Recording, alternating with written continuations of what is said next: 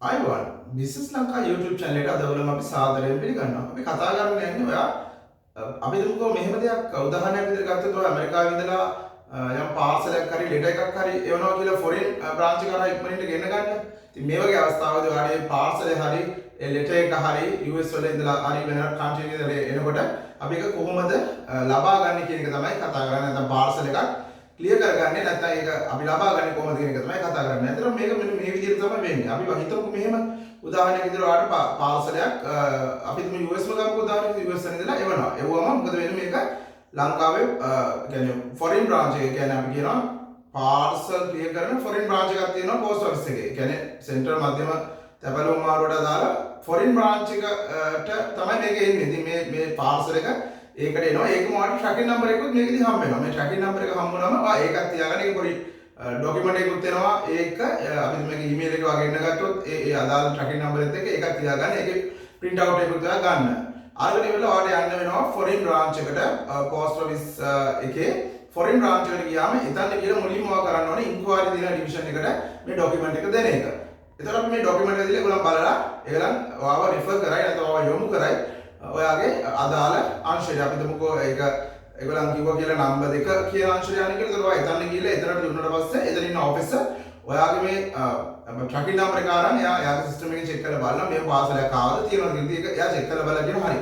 මේක තියෙනවා නම් එයා කියනවා හරි මේක තියෙනවා. ඔයාට ඊට පස්සේ කියනවා පොඩ්ඩක් ඉන්න කියලා. එයා චෙක් කරලා බලලා ඔයාට පොඩි අදාළ ෆෝම්ස් වගේක් ෆ්‍රෝලා දෙනවා. ඊට පස්සේ ආයෙත් අන්න පොඩි ගෙවීමක් කරන්න ඕනේ. ගෙවීම කළා ඔයාව රිෆර් කරනවා ඉන්ක්වයරි එකට.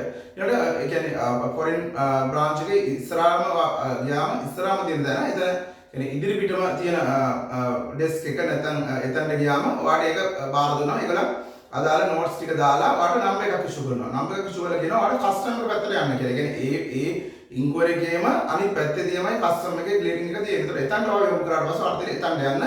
එතනට ගිහිල්ලා ඔයාට ඔයාගේ නම්බර් එක කතා කරන්න එකක් ඉන්නවා. ඊට පස්සේ එතනින් කස්ටමර් එකේදී මොකද කරන්නේ? ඔයාගේ පාර්සල් එක අදාළ පාර්සල් එක අදාළ තැනට ගිහිල්ලා අරගෙන ඇවිල්ලා ඒක කඩලා ඒ කස්ටමර් ඔෆිස් එක චෙක් කරලා ඒක ඩියුටි එකක් තියෙනවා නම් ඒ වෙලාවේ කස්ටමර් ඔෆිස් ඩියුටි එකක් ගන්නවා. මේ ලෙටර් එකක් වගේ නම් සමහර ඩියුටි එකක් පාඩේ එන්නේ නැහැ.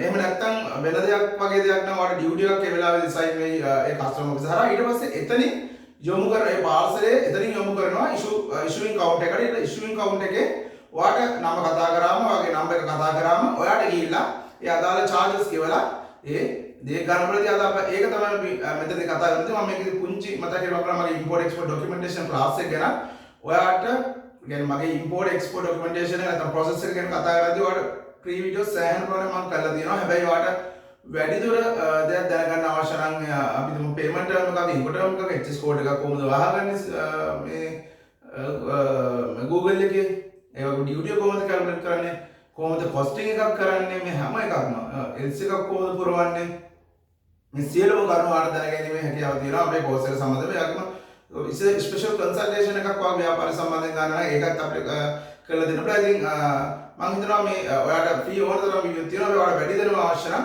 අපිට මේ තිරේ දැක්කේ WhatsApp නම්බරයට WhatsApp අයිඩක් ගන්න. ඒක ඔයාලට පුළුවන් මේ දේවල් දැනගන්න. ඉතින් සබ්ස්ක්‍රයිබ් කරන්න කියලා තාරාද කරන මේක අලුත්ම තොරතුරු වලට දැනගන්න අවශ්‍ය නම් ඒ වගේ බෙල් නොටිෆිකේෂන් අත් ඔන් කරන. ඒතර අපි වීඩියෝ එකක් නිකුත් කරසන්න ආයෙනවා.